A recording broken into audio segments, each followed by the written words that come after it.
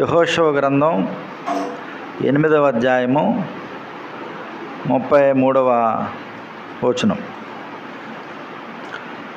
అప్పుడు ఇశ్రాయేలీయులను దీవించుటకు యెహోవా సేవకుడైన మోషే పూర్వము ఆజ్ఞాపించినది జరగవలనని పరదేశులేమి వారిలో పుట్టిన వారేమి ఇశ్రాయేలీలందరూ వారి పెద్దలను వారి నాయకులను వారి న్యాయాధిపతులను యెహోవా నిబంధన మందసమును మోయు యాజకులైన లేవీయుల ముందర ఆ మందసమునకు ఈ వైపున ఆ వైపున నిలిచిరి.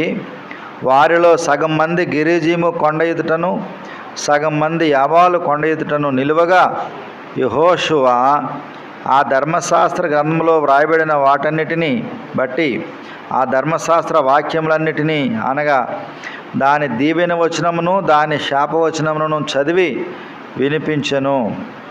స్త్రీలను పిల్లలను వారి మధ్య నుండి పరదేశులను విడిచుండగా యెహోషువ సర్వ సమాజమును ఎదుట మోషే ఆజ్ఞాపించిన వాటన్నిటిలో చదవక విడిచిన మాట ఒకటియూ లేదు. చిన్నమాట ప్రార్థన చేద్దాం. పరిశుద్ధుడా, ప్రేమగల మా తండ్రి, మీకు స్తోత్రాలు. మీ కృప చేత ఈ వారదినమంతా మమ్మల్ని కాచి కాపాడి భద్రపరిచి రక్షించి సంరక్షించి మీ పునరుద్ధాన దినాన్న మీ సన్నిధిలో అడుగుపెట్టడానికి, మిమ్మల్ని గూర్చి పాడి కీర్తించడానికి, మిమ్మల్ని ఆరాధించడానికి మీరు ఇచ్చిన సమయానికే స్తుతులు చెల్లిస్తున్నాం. ఇప్పుడు చదవబడిన వాక్య భాగాన్ని మా కొరకు మా నాయన మీరే కొన్ని మాటలు మీ గ్రంథం నుండి మీరు మాతో మాట్లాడి మమ్మల్ని బలపరచమని, మమ్మలను మా తండ్రి మరి గద్దించమని, హెచ్చరించమని, మమ్మల్ని ఆయత్తపరచమని మా ప్రభును మా ప్రాణుడిని యేసుక్రీస్తును బట్టి సహాయం అడిగి వేడుకొనుచున్నాం తండ్రి, ఆమేన్. మనం మందసాన్ని గూర్చిన కొన్ని మాటలు మనం నేర్చుకుంటున్నాం. మందసము చాలా ప్రాముఖ్యమైనది. మందిరంలో మందిరము చాలా పెద్దది అయి ఉండొచ్చు, కానీ మందసము దాని కొలత చాలా చిన్నది. మోషే నిర్మించిన, సొలొమోన్ రాజు నిర్మించిన మందిరము చాలా పెద్దది. మందిరం యొక్క విశిష్టత చాలా ఎక్కువ ఉంది. మందసము మరి అందులో దాంతో పోల్చినప్పుడు దాని యొక్క సైజు చిన్నదైనప్పటికీ మందిరం కంటే మందసము గొప్పదని మనం ధ్యానం చేస్తూ ఉన్నాం.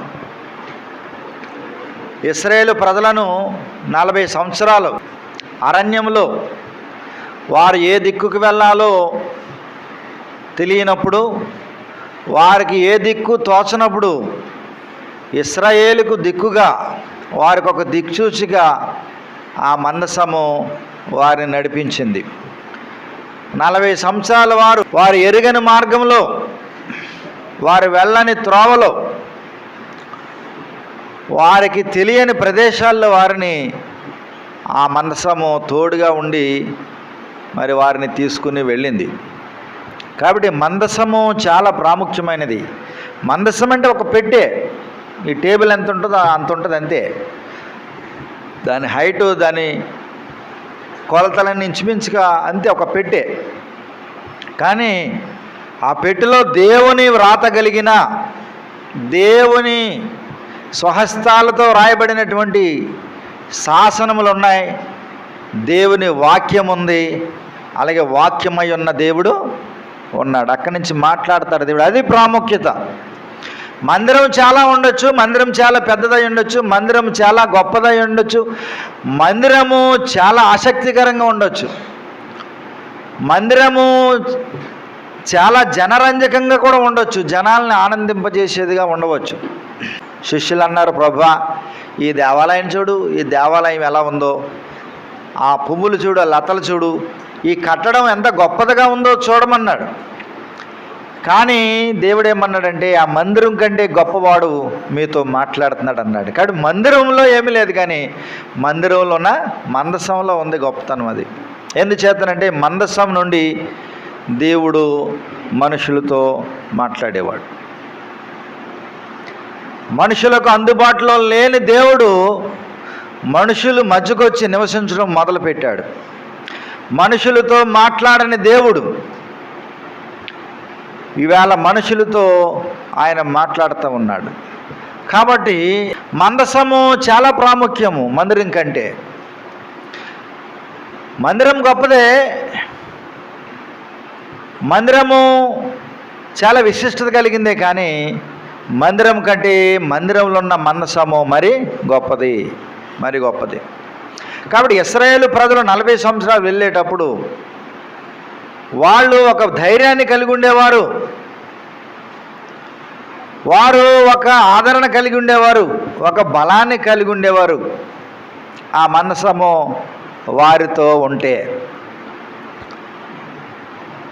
గత ధ్యానంలో మనం చదివాం, మందసము వారికి ముందుగా సాగెను అనే మాట సంఖ్యాకాండంలో చూస్తాం. మందసము వారికి ముందుగా సాగెను అనే మాట చూసాం. దేవుడు ఒకసారి వారితో రానన్నప్పుడు వారు చాలా బాధపడిపోయారు. దాన్ని ఒక దుర్వార్తగా వారు భావించారు, ఒక చెడ్డ వార్తగా. ఇదేంటండి బాబు, దేవుడు మాతో రానంటున్నాడు, దేవుడు మాతో రాకపోతే ఎలాగనుకున్నారు. ఆ మాట చూద్దాం, చూడండి, మీకు చూపిస్తాను. నిర్గమకాండం 33:3 చదువుదాం. మీరు లోబడనొల్లని ప్రజలు కనుక నేను మీతో కూడా రాను, మీ త్రావలో మిమ్మల్ని సంహరించదనేమో అని మోషేతో చెప్పెను. దేవుడు ఏమన్నాడండి? నేను మీతో కూడా రాను అన్నాడు. 4వ వచనం చూడండి. ప్రజలు ఆ దుర్వార్త విని దుఃఖించి ఎవడను ఆభరణములను ధరించుకొనలేదు. అది సంగతి. దేవుడు వారితో రానన్నప్పుడు అది వారు ఒక దుర్వార్తగా భావించారు. ఎలా భావించారంటే ఒక చెడ్డ వార్త, ఇది మనకు చాలా చేదు వార్తగా వారు భావించారు. మనం అయితే రానన్నాడు అనుకో సేవకుడు, రాబోతే వదిలేండి, మనకి కారులో ప్లేస్కి వెళ్ళి వస్తుంది, ఆయన వస్తే మళ్ళీ చోటు ఇవ్వాలి కారులో, ఎందుకు రాబోతే రాపను పర్లేదు, మనం వెళ్ళిపోతానండి, ఏం పర్లేదు అంటాం. మనం ఏమయ్యా అక్కడికి వెళ్తున్నావు కదా, బైబిల్ లేదనా, బైబిల్ లేకపోతే ఏం పర్లేదు, వెళ్ళిపోవడానికి సిద్ధపడతాం మనం. దేవుడు మనతో రానని ఆయన తెగేసి చెప్పినప్పుడు వారు చాలా దుఃఖపడ్డారు. మనకు ఉందా బాధ? అదొక చెడ్డ వార్తగా, దుర్వార్తగా వాళ్ళు దుఃఖించారు. వాళ్ళు ఆభరణాలు ధరించడానికి వారు ఇష్టపడలేదు. వీళ్ళకి ఎక్కడది బంగారం? ఎట్టు పనులు చేసుకునే వాళ్ళకి బంగారం ఎక్కడదండి? అప్పటికే కాస్త అంత బంగారం తీసి దోణ చేసుకున్నారు. అంతకుముందు చెవిలీలు మాత్రం తీసి దోణ చేసుకున్నారు. అక్కడ ఏమేమన్నాడు అహరోను? ఆ మాట చూడండి, అక్కడ 32వ అధ్యాయం చూడండి, 2. అందుకు అహరోను మీ భార్యలకు, మీ కుమారులకు, మీ కుమార్తెలకు చెవులనున్న బంగారు పోగులను తీసిన యొద్దకు తండ్రిని వారితో చెప్పగా ప్రజలందరూ తమ చెవులనున్న బంగారు పోగులను తీసి అహరోను వద్దకు తెచ్చిరి. మరి కుమారులు కూడా అని రాశారు, కానీ మగపిల్లలు కూడా ఏమైనా చెవులుకుండే ఏమైనా అది వెళ్ళవు. కానీ అప్పుడు కాస్త బంగారం తీసి వెళ్ళి ఏం చేశారండి? చెవులుకున్న బంగారం తీసి, చెవులే మిగతా బంగారం వాళ్ళ దగ్గర ఉంది. అసలుకి బంగారం అంతా ఎక్కడదంటే పనులు చేసుకుని వాళ్ళు, వెట్టి పనులు చేసుకునే వాళ్ళు బంగారం ఎక్కడది? ఐగుప్తీయుల దగ్గర దేవుడు వారికి కనికరం కురిపించగా వాళ్ళ దగ్గర వీళ్ళు తీసుకున్నారు. చాలా కాలం ఐగుప్తులో నివసించారేమో, వాళ్ళతో వీళ్ళకి స్నేహం పెరిగింది. ఇశ్రాయేలు ప్రజలందరూ బయటికి తోడుకుని వచ్చేటప్పుడు, అయ్యా మేము 3 దినముల ప్రయాణంత దూరం అరణ్యంలోకి వెళ్ళి మా దేవుడికి పండగ చేసుకోవాలి అనే కదా ఇశ్రాయేలు ప్రజల గొడవ అంతానే. పండగ చేసుకోవాలి మా దేవుడికి, ఒక 3 రోజుల దూరం, అంత దూరం వెళ్తాం అడవిలో అంటే వెళ్ళలేమను అన్నాడు. ఎవరు? మన విలన్ను ఫరో రాజు గారు. సరే, దేవుడు కూడా మంచి అద్భుతాలు చేశాడు. చివరికి జ్యేష్ఠ కుమారుని తీసేయగానే మీకు నమస్కారం రా బాబు, సరే వెళ్ళి పండగ చేసుకోండి అంటే ఆ ప్రక్కన వాళ్ళని అడిగారు, అమ్మ మా దేవుడికి పండగ చేసుకుంటాకి వెళ్తున్నాం, ఇన్నాళ్ళు మీ మధ్యనే ఉన్నాం కదా, మీ మధ్యనే మట్టి పీసుకాం, ఇటుకలు తయారు చేసాం, ఇటుకలు కాల్చాం, ఇటుకలు పేల్చాం, కొన్ని కట్టడాలు కట్టాం, కాబట్టి మా నమ్మకం మీకు తెలుసు కాబట్టి పండగ చేసుకుంటాం, పిన్నే కొంచెం చెవులు ఎత్తామంటే చెవులు ఏం కర్మ, ఇదిగో మెడలో కూడా పట్టుకెళ్ళు, ముక్కునున్న ముక్కు పొడ కూడా పట్టుకెళ్ళని వాళ్ళ బంగారం అంతా వీళ్ళకి ఇచ్చేసారు. వీళ్ళు చేయించుకోలేదు, అవి ఐగుప్తులో బంగారం చాలా ఎక్కువ ఉంటుంది, వీళ్ళు చేయించుకోలేదు, వాళ్ళ బంగారం తీసుకుని వీళ్ళ తగిలించుకున్నారనమాట. మనం కూడా అంతే, పెళ్ళిళ్ళకి వెళ్ళినప్పుడు మనకి ఏదైనా లేవనుకోండి ఏం చేస్తాం, పక్కోళ్ళని నడుకుని పట్టుకెళ్తాం, అరువట్టుకెళ్తాం, అది కాస్త అక్కడ పోతే అప్పుడు తెలుస్తుంది మన బండారు అరువాడికి తెచ్చాను ఎలాగా పోయిందని. అలాగే వీళ్ళు ఐగుప్తీయుల దగ్గర దోచుకున్నారు. ఎలా దోచుకున్నారంటే దేవుడే వారికి కనికరం కుమ్మరించాడు వారి పైన, అంటే కనికరం కలిగేలా చేశాడు. వాళ్ళ ఒకటి అడిగితే చెవులీలు అడిగితే ముక్కులకి చేతులకు ఉన్న గాజులు అన్నీ ఇచ్చి ఆభరణాలన్నీ ఇచ్చేశారు. వాళ్ళు బోళ్ళంత బంగారం ఇచ్చారు వీళ్ళకి. ఇంకెవడు చూసినా 4 ఏళ్ళు వేసుకుంటూ వరే పిల్లడు వెళ్ళరావరే నీ కూడా ఒకటి వేస్తాను, ఆడు మెడలో ఒకటి వేసేయడం, ఆడికి బ్రాస్లెట్ ఎట్టేయడం, ఇక ఇలాగే ఒళ్ళంతా బంగారమే. అందులో కాస్త చెవులీళ్ళకి తీసి ఏం చేశారు, వాళ్ళు ఓ దూడం చేసుకున్నారు ముందు, మిగిలిందంతా ధరించుకుని ఉన్నారు.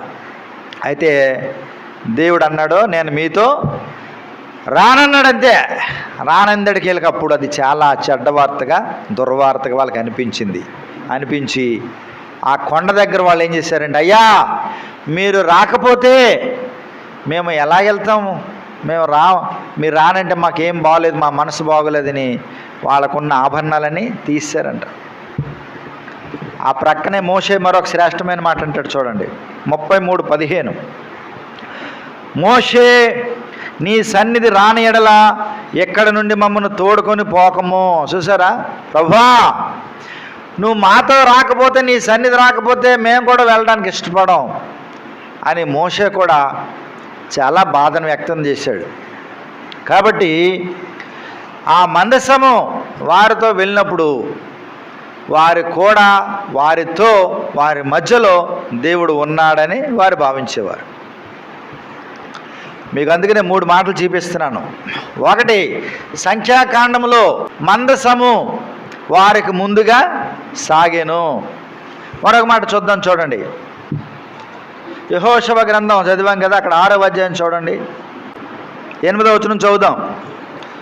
యెహోషువ ప్రజలకు ఆజ్ఞాపించిన తర్వాత 7 యాజకులు పొట్టేలు కొమ్ము బోర్లను 7 యెహోవా సన్నిధిని పట్టుకుని సాగుచు ఆ బోర్లను ఊదుచుండగా యెహోవా నిబంధన మందసము వారి వెంట సంఖ్యాకాండంలో ఏమని చదువుతున్నాం, మందసము వారికి ముందుగా సాగాను. ఇక్కడేమని రాశాడు, మందసము వారి వెంట నడిచాను. ఇప్పుడు మొట్టమొదట చదివాం ఏది, ఇదే యెహోషువ గ్రంథం 8వ అధ్యాయం 33వ వచనం చదివాం. మళ్ళా చదువుదాం చూడండి. అప్పుడు ఇశ్రాయేలును దీవించుటకు యెహోవా సేవకుడైన మోషే పూర్వం ఆజ్ఞాపించినది జరగవలెనని పరదేశులేమి వారిలో పుట్టిన వారేమి ఇశ్రాయేలులందరూ వారి పెద్దలను వారి నాయకులను వారి న్యాయాధిపతులను యెహోవా నిబంధన మందసం మోయు యాజకులైన లేవీయులు ముందర, మీరు చదవండి ఇప్పుడు, ఆ మందసమునకు ఈ వైపున ఆ వైపున నిలిచిరి. తర్వాత మాట కూడా చదువుతాం, వారిలో సగం మంది గెరుజీము కొండ ఎదుటను సగం మంది యాబాలు కొండ ఎదుటను నిలువుగా అన్నాడు. అక్కడ గుర్తుపెట్టుకోండి, మందసం అంటే ఒక పెట్టె, తుమ్మకర్రతో, అచ్చమైన తుమ్మకర్రతో, నల్ల తుమ్మకర్రతో చేయబడిన ఒక పెట్టె. దానిపైన బంగారు పోతుంటుంది, 2 కెరూబులు రెక్కలు తగులుకొని ఉంటాయి, ఒక కరుణాపీఠం మీద ఉంటాయి. ఆ మధ్యలోంచి దేవుడు మాట్లాడతాడు. అయితే సంఖ్యాకాండంలో ఏమన్నాడు, మందసము వారికి ముందుగా సాగితే వారు వెంబడిస్తూ ఉన్నారు. ఈ యెహోషువ గ్రంథంలో ఏమన్నాడు, మందసము వారి వెంట, అంటే వాళ్ళు ముందు నడుస్తుంటే వారి వెంట మందసం నడుస్తుంది అన్నాడు. ఇక్కడ ఇదే యెహోషువ గ్రంథంలో 8వ అధ్యాయంకి వచ్చేసరికి ఏమన్నాడు, వారి మధ్యన ఉన్నట్టుగా మనం గమనించవచ్చు. ఏమన్నాడు? ఆ మందసమునకు ఈ వైపున ఆ వైపున నిలిచిరి. మనకు అర్థం అవ్వలేదని ఏమన్నాడు తెలుసా? 2 కొండల పేర్లు రాశాడు అక్కడ. ఏమి రాశాడండి? వారిలో సగం మంది గెరుజీము కొండ ఎదుటను, సగం మంది యాబాలు కొండ ఎదుటను నిలువుగా అన్నాడు. ఇప్పుడు మందసం ఎక్కడుంది? ఇప్పుడు ఎక్కడుంది చెప్పండి? వారి మధ్యలో ఉంది. 3 మాటలు అర్థమవుతున్నాయి కదండి? 3 మాటలు. మందసము వారికి ముందుగా సాగింది, మందసము వారి వెంట నడిచింది. ఇప్పుడు మందసము వారి మధ్యలో ఉంది. అది మందసము వారికి ముందుగా సాగిందంటే దేవుడు మనకు ముందుగా వెళ్ళి మన కార్యాన్ని సఫలము చేసేవాడు. మందసము వారి వెంట నడిచినంటే దేవుడు మనతో కూడా ఉండి మన వెంట నడిచి మన యొక్క అవసరతలు మన యొక్క అక్కర్లు తీర్చేవాడు. వెంబడించిన బండగా వారికి దాహమైనప్పుడే దాహం తీర్చడానికి వారిని ఒక బండ వెంబడించింది. క్రొత్త నిబంధనలో కూడా యేసుక్రీస్తు కొన్నిసార్లు ఆయనే ముందు వెళ్ళేవాడు, కొన్నిసార్లు ముందు వారిని పంపి ఈయన వెనక వెళ్ళేవాడు, కొన్నిసార్లు వారి మధ్య నుండి ఆయన మాట్లాడేవాడు ఆయా పరిస్థితులను బట్టి. కాబట్టి దేవుడు సర్వాంతర్యామి, సకల విధాలుగా మన మధ్యనే మనలోనే ఉంటాడు. అది సంగతి గ్రహించాలి. అయితే ఆయన మన మధ్యన ఉన్నాడని మనం గ్రహించామా లేదా, ఎరిగి ఉన్నామా లేదా ప్రశ్న వేసుకోవాలి. వేళ ఇక్కడ మాట రాశాడు. ఏమని రాశాడు? 34 వచనం చూడండి. ఆ ధర్మశాస్త్ర గ్రంథంలో వ్రాయబడిన వాటన్నిటిని బట్టి ధర్మశాస్త్ర వాక్యములన్నిటిని అనగా దానిని దీవెన వచనమును దాని శాప వచనమును చదివి వినిపించెను. ఏం చదివి వినిపించాడంటండి?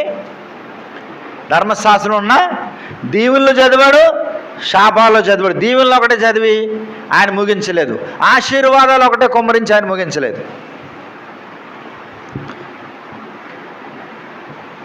నవ్విస్తూ వాక్యం చెప్పలేం మేము. ఒక ఆయన కడుపట్టిలా నవ్విచ్చేసాడు మమ్మల్ని. అన్నీ ఆశీర్వాదాలే.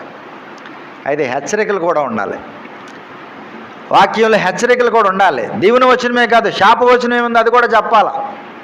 చెప్పినప్పుడు మనుషుడికి మేలు జరుగుద్ది, హృదయంలో కార్యం జరుగుద్ది, పాపాన్ని ఒప్పుకుంటాడు, ఒక దేవుడు అంటే ఒక భయము భక్తి కలుగుద్ది. దేవుని నామాన్ని బట్టి కొన్ని మాటలైతే ప్రభు పక్షాన్ని హెచ్చరించగలం. ఇక్కడ యెహోషువ దీవెన వచనాన్ని చెప్తున్నాడు, శాప వచనాన్ని కూడా చదువుతున్నాడు. కింద రాయబడిన మాట ఏంటంటే, ఒక్క మాట కూడా చదువక విడిచిన మాట ఒకటి లేదన్నాడు. అంటే ధర్మశాస్త్ర గ్రంథాన్ని పూర్తిగా చదివాడట యెహోషువ. అక్కడ ఒక ప్రతిని రాళ్ల మీద రాశారనే మాట రాశారు. అక్కడ పైన చూద్దాం, చూడండి 32 వచనం చూడండి.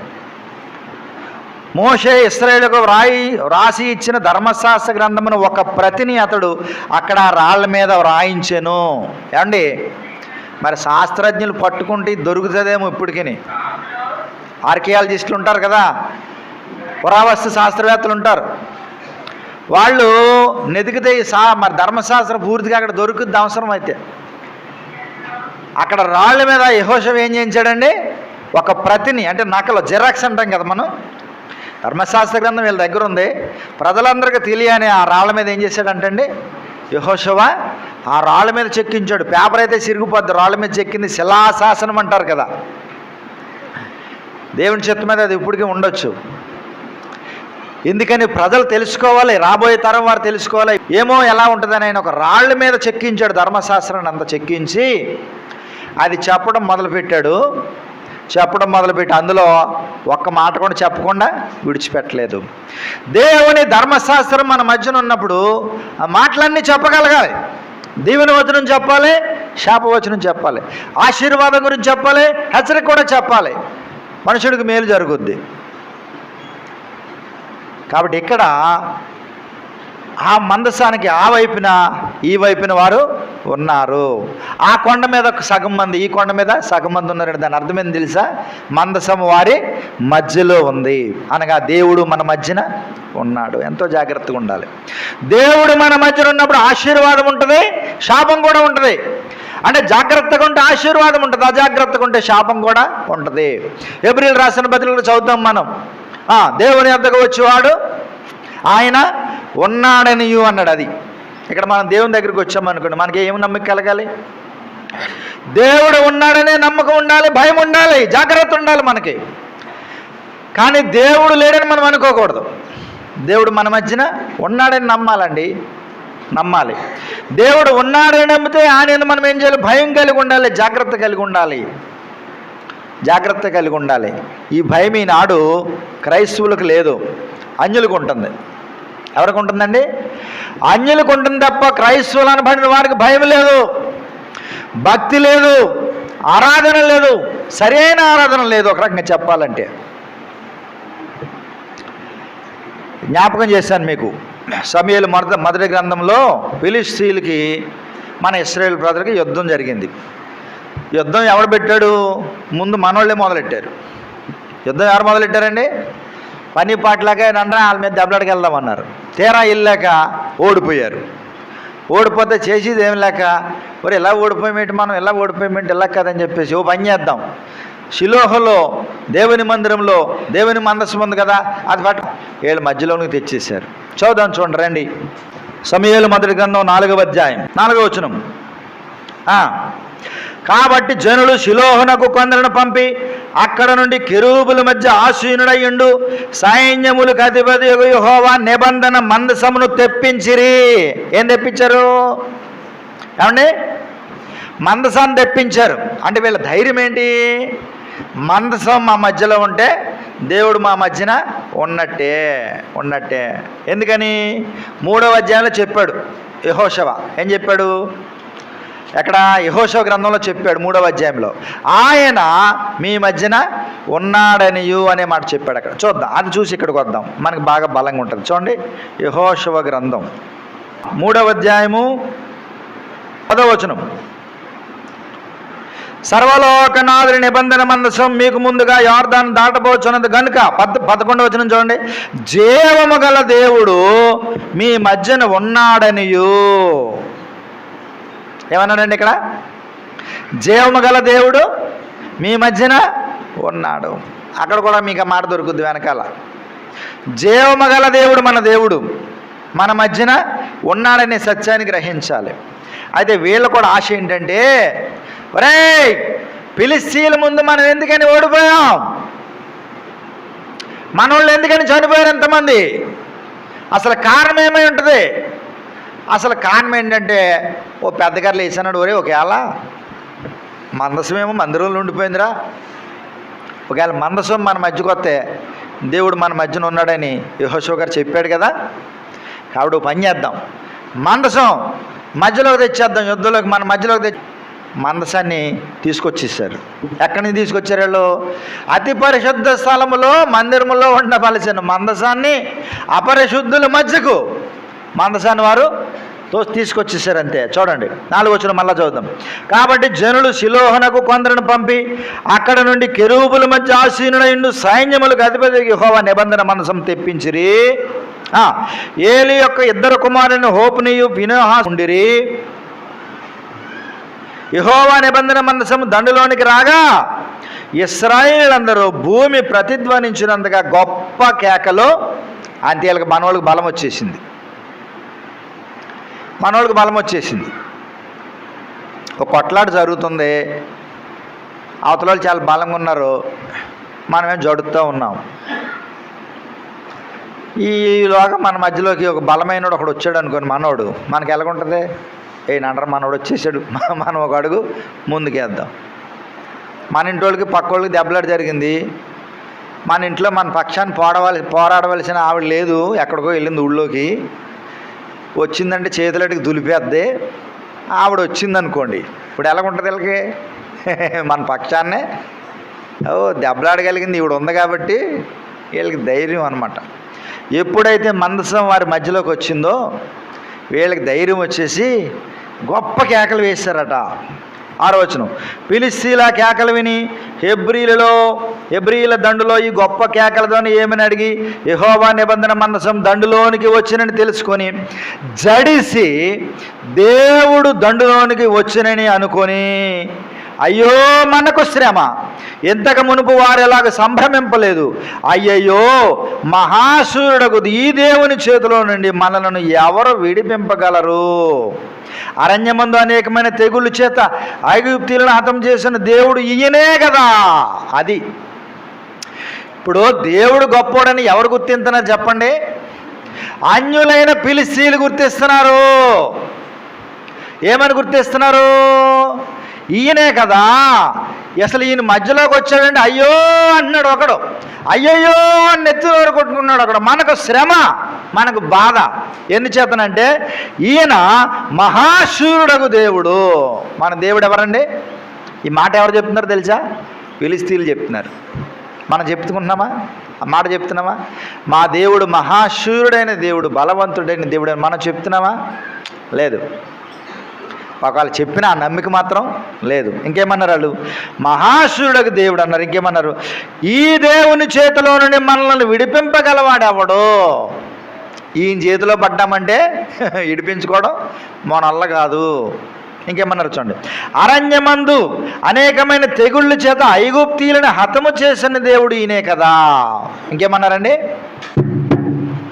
అరణ్యంలో లేదా ఐగుప్తులో అనేక తెగుళ్ళ చేత ఐగుప్తీయులని గడగడలాడించిన దేవుడు ఈ దేవుడే కదా. ఎవరు గుర్తించారు? ఫిలిష్తీయులు గుర్తించారు. పైన మొట్టమొదట 7వ వచనంలో రాసిన మాట ఏంటంటే జడిసి అనే మాట రాశారు. ఎవరు మాట రాశారండి? జడిసి అంటే భయపడి. కాబట్టి మన దేవుడికి ఎవరు జడుస్తున్నారండి? అన్యులైన ఫిలిష్తీయులు జడుస్తున్నారు. ఈయన మహాశూరుడు కదా, గొప్ప దేవుడు కదా. అసలు ఈయన చేతిలో పడితే మనం రక్షించేవాడికి ఎవడైనా ఉంటాడా? ఈయన ఐగుప్తులో అనేక అద్భుతాలు చేసి తెగుళ్ళ చేత ఐగుప్తునే గడగడలాడించిన దేవుడు మన ఫిలిష్తీయుల దేశం, మన దేశం ఎంత, మనమెంత, మన పని అయిపోయిందిరో అని వాళ్ళు ఒప్పుకుంటున్నారు, వాళ్ళు జడుస్తున్నారు తప్ప వీళ్ళు జడవట్ల. అక్కడ రాయబడిన మాట ఏంటంటే చూడండి, 4వ వచనంలో ఏలీ యొక్క 2 కుమారులను హోప్నియు ఫినెహాసును అక్కడనే దేవుని నిబంధన మందసమునద్ద ఉండిరి అన్నమాట రాశాడు. అసలు వీళ్ళు యాజకులు, వీళ్ళకి భయం ఉందా? ఒక మాట తిరగండి, ఆ పేజీ తిరగండి. అంటే మొదటి అధ్యాయానికి రండి, చదువుదాం. సమూయేలు మొదటి గ్రంథం 1వ అధ్యాయం 3వ వచనం. ఇతడు షిలోహనందున్న సైన్యములకు అధిపతి యెహోవాకు మొక్కుటకును బలి అర్పించుటకును ఏటేటా తన పట్టణము విడిచి అచ్చటికి పోవుచుండెను. ఎవరండి? ఎల్కానా. ఎవరైనా? ఈయన డబుల్ ఫ్యామిలీ, 2 భార్యలు. 2 భార్యలను తీసుకుని ఏటేట ఎక్కడికి వెళ్ళేవాడు? షిలోహులో ఉన్న దేవుని మందరానికి, మందసం అక్కడ ఉంది కాబట్టి అక్కడికి వెళ్ళి బలులు అర్పించడానికి, ఆరాధన చేయడానికి ఈయన వెళ్ళేవాడు. తర్వాత చూడండి, ఆ కాలమున ఏలీ యొక్క 2 కుమారులకు హోపుని ఫినెహాసులు యెహోవాకు యాజకులుగా ఉండిరి. చూడండి, ఏ కాలంలో ఉన్నారంటే సామాన్య ప్రజలు దేవుడంటే భయం కలిగి, భక్తి కలిగి ఏటేటా షిలోహుకి వెళ్ళి దేవుని మందిరానికి వెళ్ళి దేవునికి మొక్కి, అక్కడ రాశాడు, అక్కడ దేవునికి మొరపెట్టి ఆయన ఆరాధించడానికి వారు వెళ్తూ ఉంటే దేవుని దగ్గరుండి మందసము దగ్గరే ఉండి దేవుడు మన మధ్యన ఉన్నాడని గుర్తించకుండా ఉన్నటువంటి 2 యాజకులు ఆ కాలమున అక్కడ ఇద్దరు ఉన్నారు. వాళ్ళు ఎవరంటే ఏలీ యొక్క కుమారులు, అంటే దేవుని సేవకుని యొక్క కుమారులు. భయం ఉందా వీళ్ళకి? వీళ్ళు ఎలాంటి వాళ్ళు చూద్దాం. చూడండి, ఎన్నో వచనం? 2వ అధ్యాయము 12వ వచనం చూడండి. ఏలీ కుమారులు యెహోవాను ఎరుగని వారై మిక్కిలి దుర్మార్గులై ఉండిరి. ఎవరండి వీళ్ళు? ఏలీ కుమారులు. ఏలీ కుమారులు అంటే ఏలియా కాదు, ఈయన ఏలియా ప్రవక్త, ఏలీ సేవకుడు. ఏలీ కుమారులు అంటే దేవుని ప్రధాన యాజకుడైనటువంటి ఏలీ యొక్క కుమారులు వీళ్ళు.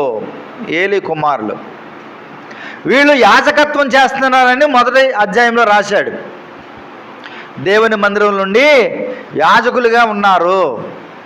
వీళ్ళు ఎలా ఉన్నారంటే యాజకులుగా ఉండి మిక్కిలి దుర్మార్గులై ఉండిరి. ఇప్పుడు చెప్పండి, ఫిలిష్తీయులు ఎలా ఉన్నారు? మన దేవుడు అంటే భయం కలిగి ఉన్నారు. మన దేవుడికి జడిశారు వాళ్ళు. ఈయన మహాశూరుడకు దేవుడు, ఈయన చేతిలోంచి మనల్ని ఎవరైనా విడిపించగలడా? ఈయనే కదా ఐగుప్తులో అద్భుతాలు చేసి తెగుళ్ళ చేత వాళ్ళని చంపిన దేవుడు. అసలు ఈయన చేతిలో పడితే మనల్ని ఎవరైనా విడిపించగలడా అని వారు భయముతో ఉంటే, వీరు దేవుని యాజకులుగా ఉండి దేవుని సేవకుని బిడ్డలు అనిపించుకుంటున్న వీళ్ళు భయము భక్తి లేకుండా, పైగా యాజకత్వం చేస్తూ అసలు భయం లేకుండా దుర్మార్గం పనులు చేస్తున్నారంటండి. చేసేదేమో యాజకత్వం, దేవుని పని, బయట చేసేదేమో వీరు చేసే దుర్మార్గపు చెడ్డ పనులు. ఆలోచించండి, దేవుడు మన మధ్యన ఉన్నాడనే భయం, మనకి భయం ఉండాలి. సమాధానం అని ఉండేవాడు. సమాధానం పెద్దోళ్ళకి తెలుస్తుంది. ఆయన ఒకసారి పలహారం పెడతా, కానీ అప్పుడేంటి పలహారం, ఇప్పుడేంటి చక్క మీరు కాజాలు మిక్చర్ తెచ్చేస్తున్నారు. అప్పుడు మరమరాలో అందులో ఏర్చిన పప్పు బెల్లం, ఈ 3 కాంబినేషన్ అనమాట. మరమరాలో ఏర్చిన పప్పు బెల్లం కూరేసి పెట్టేవారు. ఆయన చేతికి వాచ్ పెట్టుకుని అందరు కనపడేలాగా వాచ్ తిప్పుకుంటూ పలహారం పెడతా ప్రయత్నం చేశాడు. ఇది గమనించాడు ఎవరో తిమ్మరాజుపాలెం సామేలు పంతులు గారు. అక్కడ అన్నాడు. ఏమన్నాడు? ఏంటి నీ గొడవ అలాగుంది, నువ్వు రక్షించబడ్డావా, పెట్టాడు పల్లె మొదలు పెట్టు అన్నాడు. అంతే, ఖండించాడు. ఆ పలహారం పెట్టడానికి నీకు అర్హత లేదన్నాడు. ఎంత అక్కడ పెట్టించాడు అంతే. దేవుని పని చేయాలంటే ఒక అర్హత ఉండాలి. ఒక పని అప్పగించినప్పుడు ఎప్పుడెత్తారు నాకు అని అనుకోకూడదు. ఏం చేయాలి? ఆ పనికి నాకు అర్హత ఉందా లేదని గమనించాలి. పలహారం పళ్ళు వాళ్ళకే ఇవ్వాలా? నేనెంత పెట్టకూడదు? వాళ్ళే పరిశుద్ధులా, నేను పనికిరానున్నా వాళ్ళ చేతికి ఎత్తున్నారంటే అట్టిపల్లికి వెళ్ళా పళ్ళు. దేవుని సేవకులకి దేవుడు ఒక తలంపు ఇస్తాడు. వాళ్ళ విధానాన్ని చూసి, వాళ్ళ పరిస్థితులు చూసి పరిశుద్ధాత్ముడు ఒక ప్రేరేపణ కలిగిస్తాడు. ప్రేరేపణ కలిగించిన దాన్ని బట్టి వాళ్ళ పని పురమాయిస్తారు. కాబట్టి పెద్దల ఒక నిర్ణయం. ఆది సంఘంలో ఏమన్నారు సేవకులైన వారు? పేతురు, యోహానులు, అయ్యా మేమే బోధించి మేమే పలహారం పంచిపెట్టమా, కాబట్టి మేము బోధిస్తాం, పలహారం పంచే వాళ్ళని ఒక 7గురు ఎన్నుకుంటాం అంటే వాళ్ళకి బోధన వడ్డిస్తాక 7గురు ఎన్నుకుంటామని వారు ఆత్మచేత దేవుని బలము చేత నింపబడిన వారిని 7గురిని ఫిలిప్ని మొదలైన వాళ్ళని ఎన్నుకున్నారు. వాళ్ళు ఎన్నుకుని సంఘం ఎన్నుకున్న వాళ్ళని. అందుకని నేను ఎడతాను నాకేమున్నాను అనలేదు వాళ్ళు. కాబట్టి దేవుని సేవకులకి దేవుని పెద్దలకి ఒక తలంపు వస్తుంది. ఎందుకంటే దేవుడు పరిశుద్ధాత్ముడు అలా కలిగిస్తాడు. పలానా వ్యక్తి అయితే పలానా దానికి పర్లేదు అని దేవుని పెద్దలు వాళ్ళకి అప్పగించినప్పుడు సంతోషించాలి. అసలు ఇంకో సంగతి ఏం చెప్పినా, మీరు పెట్టండి అని అన్నప్పుడు ఏమండి నాకు అర్హత లేదేమో, ఇంకెవరైనా అది దానికి అర్హులైన వాళ్ళకి ఇవ్వండి అనే మాట చెప్పగలగాలి. ఇంకా తప్పని పరిస్థితులు నువ్వే పెట్టలేదు తప్పలేదు. మనం అవసరమైతే తగ్గించుకోవాలి తప్ప నాకు కావాలి అనేటువంటి దృక్పథం మనసులోకి రాకూడదు. అది పలహారమైనా మరి ఏదైనా. ఒకసారి వెనకబడి ఉండొచ్చు కదా, దేవుడు తగిన సమయంలో హెచ్చిస్తాడు. ఒకవేళ మనం సరిపోలేదేమో, లేదా దేవుని ప్రేరేపణ ఇవ్వలేదేమో, పెద్దలకి ఆలోచన కలిగి ఉండాలి. ఏం తప్పేం లేదు. ఇప్పుడు కూర్చుంటే నష్టం వచ్చిందండి. దావీదేమన్నాడు? అందరికీ సమానంగా పనిచేసాడు. వాక్యం చెప్తే మాకెంత, కూర్చుని నిన్నా మీకెంత అన్నాడు అంతే ఆయన. కాబట్టి కూర్చుని నిన్నందుకు మీకే అదే బహుమానం, నిలబడమేమో గొంతుకు చించరిచిన అందరికీ సమానం అన్నాడు దావీదు. కాబట్టి మీరేం తక్కువ అనుకోకండి. మా మీద మీరు బాగా తెలివైన వాళ్ళు. మేము ఎక్కడన్నా ఒక మాట తూలేమా వెంటనే మా కంఠం పోరెట్టేసుకుంటారు అంతే. చెప్పిందంత వదిలేస్తారు. అరే నా గురించి ఇలా మాట ఇంత మాట్లాడి అది పట్టుకుంటారు మీరు. అసలు బెసకనేవరు. నుంచిని గంట సేపు మాట్లాడాలంటే ఆచి తూచి ఆలోచన చేసి మాట్లాడాలి మేము. కాబట్టి ఒక పనికి మనకి అర్హత ఉందా లేదని చూసుకోవాలి. ఒకవేళ అర్హత ఉన్నా ఆకు తప్పేముంది? దావీదుకి పరిపాలన చేయడానికి అర్హత ఉంది, కానీ దేవుడు అనుమతి ఇచ్చే వరకు ఆగాడంతే, ఆగవాలంతే. ఎప్పుడు దేవుడు వెళ్ళమని చెప్పాడు అప్పుడు వెళ్ళాడు తప్ప గొలియాతును కొట్టినవాడు అర్హత ఎందుకు లేదు? రాజుగా పరిపాలనకి అన్నీ ఉన్నాయి. అభిషేకం కూడా అయిపోయింది, అభిషేకం అయిపోయింది, కానీ కొంతకాలం వెయిట్ చేయబా అన్నాడు. ఇక్కడ కూడా సమూయేలుకి అభిషేకం అయిపోయింది దేవుని ద్వారా, కానీ హోప్నే ఫీనెహాసులను కూడా అలాగ ఆపాడు సమూయేలు ఎదిగే వరకు. సమూయేలుని అలా ఎదగనిచ్చాడు హోప్ని ఫీనెహాసులు చంపబడే వరకు. కాబట్టి ఇక్కడ జరిగేది ఏంటంటే హోప్నే ఫినెహాసులు దేవుని పని చేస్తున్నారు, కానీ వారికి దేవుని భయము లేదు. వాళ్ళు మిక్కిలి దుర్మార్గంగా ఉన్నారు, మిక్కిలి దుర్మార్గంగా ఉన్నారు. దేవుని సేవకుడు బిడ్డలే కానీ మేము ఏది చేసినా చెల్లుతుంది అనుకున్నారు వారు. మేమేం చేసినా చెల్లుతుంది అనుకుని మిక్కిలి దుర్మార్గంగా ఉన్నారంట. ఎలా ఉన్నారు? దేవుణ్ణి ఎలా ఆరాధించాలో అలా ఆరాధించట్లే, ఆరాధించే వాళ్ళని పాడు చేస్తున్నారు వీళ్ళు. అది వాళ్ళు దేవునికి నైవేద్యం అర్పిస్తే తినకూడని దాన్ని ఉడికించింది తినాలి, కానీ పచ్చిమాంసం ఇచ్చేయండి, మాకు అవసరమైనది ఇచ్చేయండి, ఆరసమైనది ఇచ్చేయండి, ముందుగానే తినేస్తామంటున్నారు వీళ్ళు. అలాగే దేవుని నైవేద్యాన్ని, దేవుని బలిని వాళ్ళు అపవిత్రం చేస్తూ ఉన్నారు. అయినా చంపలేదు దేవుడు గమ్ముని. వాళ్ళకు కొంత టైం ఇచ్చాడు. ఎందుకు ఇచ్చాడు టైము? అప్పుడు సమూయేలు బాలుడు ఎదిగే వరకు వాళ్ళకి టైం ఇచ్చాడు. దేవుడు కూడా మనకి సమయం ఇస్తున్నాడు. అది దేవుడు మన మధ్యన ఉన్నా మనం దుర్మార్గం పనులు చేస్తున్నామంటే, చెడ్డగా జీవిస్తున్నామంటే, చెడ్డ క్రియలను విడిచిపెట్టట్లేదంటే, ఇంకా చెడ్డ క్రియలు వెతుకుతున్నామంటే, ఎందుకు బ్రతుకుతున్నామంటే దేవుడికి మనకి కొంత సమయము ఇస్తాడు ప్రతి మనిషికి. ఇది హెచ్చరిక. నేను ఆశీర్వాదాలు చెప్పడానికే నిలబడాల, హెచ్చరించడానికే నిలబడ్డాను. కాబట్టి అక్కడ దేవుని సేవకుని బిడ్డలే హోప్నే ఫినెహాసులు దేవుని సన్నిధిలో ముందు వరుసలో ఉన్నవారే, యాజకులుగా ఉన్నవారే, కానీ దుర్మార్గులు అనే మాట రాశాడు. ఇంకో మాట చెప్పిన మిక్కిలి, అది చూడండి అక్కడ, మిక్కిలి దుర్మార్గులై ఉండిరి. చూడండి, దేవుని పరిచయం చేసేవాడు చాలా జాగ్రత్తగా ఉండాలి. దేవుని బల్ల దగ్గరికి వచ్చేవాడు చాలా ఆలోచన చేయాలి. దేవుడు మన మధ్యన ఉన్నాడనే భయం కలిగి ఉండాలి. ఎవరికుందా భయము? ఫిలిష్తీయులకు ఉంది. మందసం ఎక్కడో దూరంగా ఉంది, కానీ ఆ కేకలేంటి? అసలు ఇంత సంభ్రమంగా చేసుకున్నారేంటి వీళ్ళు? అయ్య బాబు, దేవుడు వారి మధ్యకు వచ్చేసాడు, మన పని అయిపోయింది. బలశూరుడగు దేవుడు, ఆయన చేతిలోంచి మనల్ని ఎవడో విడిపించగలడని వారికి ఉంది తప్ప భయం. దేవుని మందసం దగ్గర పరిచయం చేసే దేవుని సేవకుడైన ఏలీ కుమారుడిగా భయము లేదు. వారు మిక్కిలి దుర్మార్గులైరి అన్నాడు. కింద చూద్దాం, చూడండి. సమూయేలు మొదటి గ్రంథం 2:17. అందువలన జనులు యెహోవాకు నైవేద్యం చేయుటయందు అసహ్యపడుటకు ఆ యవనులు కారణమైరు గనుక వారి పాపము యెహోవా సన్నిధిని బహుగొప్పదాయను. చూసారా? దేవుని పరిచర్య చేసే బిడ్డల గురించి, ఆ యవనస్తుల గురించి రాయబడిన మాట ఏంటి తెలుసా? మొదటి అధ్యాయంలో అన్నాడు, ఆ కాలమున ఏలీ యొక్క ఇద్దరు కుమారులు హోప్ని ఫినెహాస్ అనేవాళ్ళు యాజకులుగా ఉండిరి అన్నాడు. ఏ కాలమున? సామాన్య ప్రజలు దేవుని యందు భయము భక్తి కలిగి ఆయన ఆరాధించడానికి షిలోహుకి వెళ్ళి మొక్కుకుని ప్రార్థనలు చేసి దేవునికి బలి అర్పిస్తూ ఉంటే, వాళ్ళు శ్రద్ధగా భక్తి కనపరుస్తూ ఉంటే వీళ్ళు భయము భక్తి లేకుండా యాజకత్వాన్ని చేస్తున్నారు ఆ కాలమున అన్నాడు. రెండో అధ్యాయానికి వచ్చేసరికి ఏమన్నాడు? వాళ్ళు మిక్కిలి దుర్మార్గులైరి అన్నాడు పైన.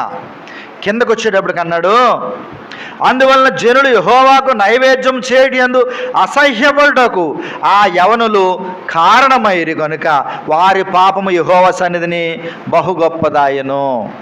ఎంత విచారకరమైన సంగతి అండి, ఎంత విచారకరమైన సంగతి. మీరు పలహారం ఇచ్చారనుకోండి, ప్రార్థన చేశాక అందులో ఎంత ప్రథమ భాగం మీద మాకు ఇస్తున్నారు, అది అందంగా ఉంటుంది. మీరు ఇక్కడ పలహారం తెస్తే ప్రార్థన తర్వాత చేదురుగాని కానీ ఇలాగనే ముందు మమ్మల్ని తినడం మేము తినేసామనుకోండి, అది క్రమమా చెప్పండి? వీళ్ళు అదే పని చేస్తున్నారు. పైగా ఉడికించకుండా పచ్చిదాంట్లో ఇచ్చేయండి, మా వాటా మాకు ఇచ్చేయండి. అర్థమైందా? బలి ఇవ్వగానే ఏం చేసేవారు తెలుసా? వండుతో ఉడికి మేము వండలేము, రండి మాకు కావాల్సిన సాల్తీలు పచ్చిమాంసం ఇచ్చేయండి అని ఇస్తుంటే, ఆ బలి అర్పించేవాళ్ళు, నైవేద్యం అర్పించే వాళ్ళకి అసహ్యం వేసేదండి ఇశ్రాయేలు ప్రజలకి. ఆ మాట రాశాడు ఇక్కడ. మళ్ళీ చదువుతున్నాను చూడండి, 17వ వచనం. అందువలన జనులు యెహోవాకు నైవేద్యం చేయుటయందు అసహ్యపడుటకు ఆ యవనులు అని దేవుడి దగ్గర పలహారం పట్టుకెళ్ళాలంటే భయం వేసేది అనమాట. అసహ్యపడేవారు. మనం పట్టుకెళ్తున్నాం కానీ దేవుడికి సరిగ్గా నైవేద్యమే అర్పించనివ్వట్లే. ఓ గేల ఇక్కడ తెద్దామన్నాడికి ఫస్ట్ పైన వస్తాం అక్కడ కోసేస్తున్నాడు బయట. దేవుడి సన్నిధిలోకి ఇక్కడ పట్టుకెళ్దామంటే పై 2 హస్తాలు తీసేసుకున్నారు. అక్కడ కింద హస్తాలు పట్టుకెళ్తే తెచ్చిన వాడికి తృప్తి ఉంటుందా? అదే ప్రార్థన చేసేది తీసుకో అందంగా ఉంటుంది. కానీ ప్రార్థన ఏం అక్కర్లేదు, కానీ మేమే యాజకులు, మేము సేవకులు, మేము దేవుని బిడ్డలం కట్టి, మేము పాస్టర్ గారు అబ్బాయిలు కట్టి మాకు ఇచ్చేయండి అని ముందే తీసేసుకున్నారు. అలాగా పైన 2 హస్తాలు తీసేసుకుంటే బలమైన అట్టుబళ్ళు. ఇంక దేవుడికి నైవేద్యం లేదా అర్పణ ఏమి ఇస్తామండి? బలహీనమైన అట్టుబళ్ళు ఇస్తామా? ఉదాహరణ చెప్తున్నాను మీకు అర్థమవుద్దని. వీళ్ళు అలా చేసేవారు. కాబట్టి వీళ్ళ పాపం ఏమైపోయిందంటండి, వారి పాపము యెహోవా సన్నిధిని బహు గొప్పదాయను. భయం ఉందా వీళ్ళకి?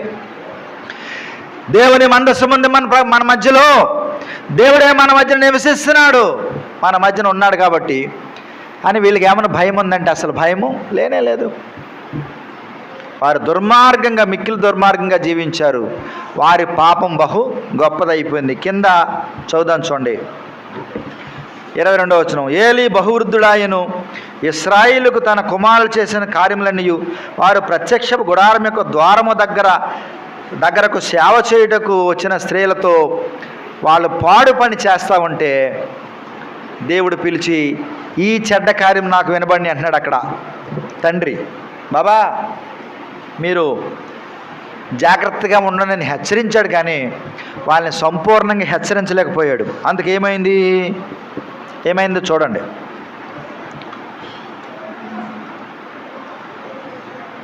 ఇరవై 25వ వచనం చదువుతాం చూడండి.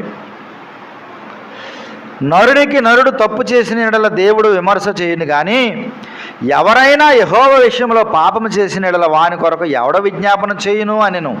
అయితే యెహోవా వారిని చంపదలిసి ఉండెను గనుక వారు తమ తండ్రి యొక్క మొరను వినకపోయిరి. ఏం చేస్తున్నారంటండి? తండ్రి యొక్క మొరను పాపం హెచ్చరించేవాడు ముసలోడు కాబట్టి కళ్ళు సరి కనపడే కదా. ఒరే బాబా, ఏంట్రా మీ గురించి అందరూ ఇలా చెప్పుకుంటున్నారు, మనం దేవుని బిడ్డలం కదరా, అలా వండుకుంటారా బాబా, మనం సేవ చేస్తున్నాను బాబు, అలా వండుకుంటారా అని చెప్తుంటే ఆయన మాట వినలేదంట. అయితే వాళ్ళకి చావే దేవుడు నిర్ణయించాడు. అయితే చివరిలో ఒక మాట ఏం రాశాడంటే వారి గురించి, 3వ అధ్యాయం ఆ దినం 12వ వచనం. ఆ దినమున ఏలీ యొక్క ఇంటి వారిని గురించి నేను చెప్పినదంతయు వారి మీదకి రప్పింతును, దాని చెయ్య మొదలుపెట్టి దాని ముగింతును. తన కుమారులు తమ్మును తాము శాపగ్రస్తులుగా చేసుకొనుచున్నారని తాను ఎరిగియు వారిని అడ్డగించలేదు కనుక అతని ఇంటికి నిత్యమైన శిక్ష విధింతునని నేను అతనికి తెలియజేయుచున్నాను. ఏం చెప్పాడంటే దేవుడు, అసలు నేను వారి మధ్యన ఉన్నాననే గ్రహింపు వాళ్ళకి లేదు, భయం లేదు, అసలు భయం లేదు. కాబట్టి వారికి కుమారులకే కాదు వారి కుటుంబానికి నేను నిత్యమైన శిక్ష అన్నాడు. అసలు ముందు మాటలు ఏం రాశాడో తెలుసా? వాళ్ళు ముసలోడు ఒకడు కూడా ఉండడని రాశాడు. ఆ మాట కూడా చదువుదాం చూడండి. నా బలిపీఠమునద్ద నెవడును ఉండకుండా నేను అందరినీ నశింపచేయక విడుచువాడను కనుక అది నీ కన్నులు క్షీణించుటకును నీవు దుఃఖము చేత క్షయమగుటకును సాధనమగును. నీ సంతానపు వారందరూ వయఃకాలమందు మరణమవుదురు. ఎప్పుడు మరణమవుతారంటండి? వయఃకాలం అంటే వయసులో ఉండగా మరణిస్తారు. 2:31 చూడండి. ఆలకించుము, రాగల దినములలో నీ బలమును నీ పితరుని ఇంట బలమును నేను తక్కువ చేతును, నీ ఇంట ముసలివాడు ఒకడును. ఏమంటాడండి ఏలీ? చూడండి, ఇది ఒక ఆశీర్వాదం. చక్కని ముసలి వయసులో చనిపోవడం కూడా ఒక ఆశీర్వాదం అండి. మధ్యకాలంలో అర్ధంతరంగా ఎగిరిపోవడం ఆశీర్వాదం కాదు. ఎవడన్నా చెప్పిన మాట వినకపోతే ఏమని తిడతారో, ఒక అర్ధంతరపోవడం తిడతారు. అంటే మధ్యలోనే ఎగిరిపోతావురా అని అర్థం. మంచి వృద్ధాప్యంలో చనిపోవడం కూడా ఒక ఆశీర్వాదం. అబ్రహాము కానీ, ఇస్సాక్ కానీ, దావీదు కానీ వాళ్ళు మంచి వృద్ధాప్యంలో చక్కగా మంచం మీద పడుకుని కాళ్ళు ముడుచుకుని తన పిల్లలకి అప్పగించి చనిపోయారండి. అప్పగించి చనిపోయారు. కానీ ఏలీ దగ్గరకు వచ్చేవాడికి ఏలీ ముసలివాడే, కానీ తన కుమారులకి భయం చెప్పనందున నీ కాళ్ళ మీద అయిపోయింది కానీ అబ్బాయి, నీ తర్వాత తరంలో నీ సంతతిలో ముసలోడు ఒకడు కూడా ఉండడు. వాళ్ళ వయఃకాలాన్ని మరణించిన వయసులో ఉండగానే చచ్చిపోతారు. ముసలోడు ఒకడు కూడా ఉండడు. నువ్వు చేసిన పని బట్టి నువ్వు చేసిన పని, నీ కుమారులు పాపం చేస్తే నువ్వు సరిగా అడ్డగించలేదు. అసలు దేవుని భయం ఉందా నీకు? దేవుని భయం ఉందన్నాడు అనమాట.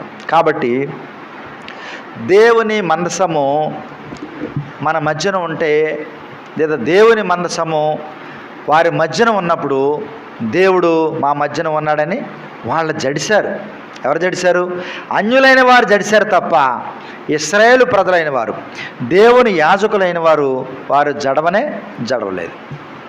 వారు జడవలేదండి. అందుకని ఆ కారణాన్ని బట్టి వారు మిక్కిలి దుర్మార్గులయ్యారనే మాట రాశాడు.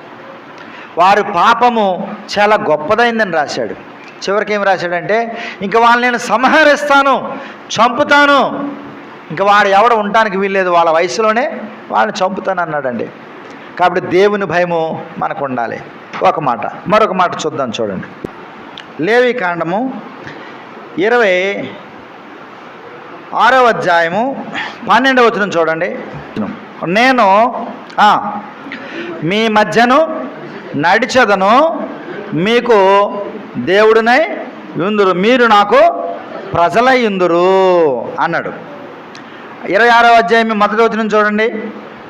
మీరు విగ్రహములను చేసుకొనకూడదు, చెక్కిన ప్రతిమను కానీ బొమ్మను కానీ నిలబెట్టకూడదు, మీరు సాగిలపడ్డకు ఏదో ఒక రూపముగా చెక్కబడిన రాతిని మీ దేశంలో నిలపకూడదు. ఏమండి? తర్వాత చూడండి.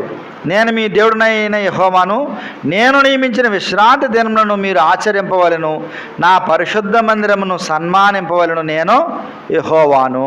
ఇది మరొక మాట. అంటే దేవుడు ఏమన్నాడంటే, 3 మాటలు జ్ఞాపకం ఉంచుకోండి. మొట్టమొదటి గుర్తుపెట్టుకోండి. మందసము వారికి ముందుగా సాగాను, మందసము వారి వెంట నడిచాను, మందసము వారి మధ్యలో ఉన్నది. ఈ 3 మాటలు గుర్తుపెట్టుకోండి. ఇప్పుడు 3 మాటలు చెప్తాను. ఒక మాట ఏంటంటే, దేవుడు వారి మధ్యలో ఉన్నాడు. యెహోషువ గ్రంథంలో చదివాం. ఇక్కడ దేవుడు వారి మధ్యలో ఏమన్నాడు? 12వ వచనంలో, నేను మీ మధ్యన నడిచెదను కాబట్టి మీరు ఏం చేయాలి?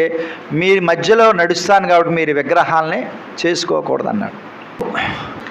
సంఖ్యాకాండం 35వ అధ్యాయం. నివసించు దేశమును అపవిత్రపరచకూడదు, అందులో నేను మీ మధ్యను నివసించుచున్నాను, నిజముగా యెహోవాను నేను ఇశ్రాయేలు మధ్య. రండి, ఇప్పుడు మనకు కావాల్సిన 3 మాటలు దొరికినాయి. చూడండి. మొదటి 3 మాటలు అలా గుర్తుపెట్టుకోండి మీరు. మందసము వారికి ముందుగా సాగింది, మందసం వారి వెంట నడిచింది, మందసం వారి మధ్య ఉంది. 3 మాటలు మందసం గురించి అలా పెట్టండి. ఇప్పుడు దేవుడు ఏమంటున్నాడు? మందసం వారి మధ్యలో ఉందంటే దేవుడు మన మధ్యన ఉన్నాడు అని అర్థం. ఇక్కడ సంఖ్యాకాండం 35-34 ఏమన్నాడు? నేను మీ మధ్యన నివసిస్తున్నాను అన్నాడు. ఏం చేస్తున్నాడండి? దేవుడు మన మధ్యన నివసిస్తున్నాను అన్నాడు.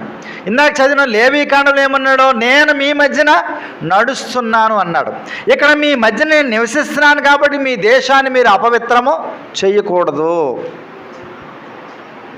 అర్థమవుతుందా? 3 మాటలు గుర్తుపెట్టుకోండి. మొదటి మాట, నేను మీ మధ్యన ఉన్నాను కాబట్టి మీరు నాకు జడిసి లేదా భయపడి ఉండాలని ఆయన కోరుకుంటున్నాడు. దేవుడు మన మధ్యన ఉన్నాడంటే ఏం చేయాలండి? దేవుని వద్దకు వచ్చేవాడు ఆయన ఉన్నాడని ఎరగాలంటే దేవుడు ఉన్నాడని భయపడాలి. మొదటి మాట. రెండో మాట ఇక్కడ చదివాం కదా, సంఖ్యాకాండంలో 35-34 ఏమని చదివామంటే, మీరు నివసించు దేశంను అపవిత్రపరచకూడదు, ఎందుకంటే అందులో నేను మీ మధ్యన నివసిస్తున్నాను. అంటే నేను మీ మధ్యన నివసిస్తున్నాను కాబట్టి మీరున్న దేశాన్ని మీరు అపవిత్రపరచకూడదు అన్నాడు. అది గుర్తుపెట్టుకోండి. యోసేపు ఒక దేశం వెళ్ళాడు. ఏ దేశం అది? అమ్మబడ్డాడు. ఐగుప్తు దేశం. ఇప్పుడు అక్కడ ఉంటాడు దేవుడు. ఏమండి? అంటే ఆయన ఇశ్రాయేల్ దేశానికి, ఒక దేశానికి దేవుడా? ఆయన సర్వాంతర్యామి, మనతో ఉండే దేవుడు, మనలో ఉండే దేవుడు, మన మధ్యన ఉండే దేవుడు. యోసేపు ఐగుప్తు దేశానికి వెళ్ళినా, యోసేపు ఐగుప్తు దేశానికి అమ్మబడిన దేవుడు ఈ దేశంలో మా మధ్యన ఉన్నాడని ఏం చేశాడు? యోసేపు గుర్తించాడు. కాబట్టి యోసేపుని బట్టి ఆ దేశాన్ని అపవిత్రపరచడానికి యోసేపు ఇష్టపడలేదు. అందుకనే దేశాధిపతిని చేశాడు యోసేపుని దేవుడు.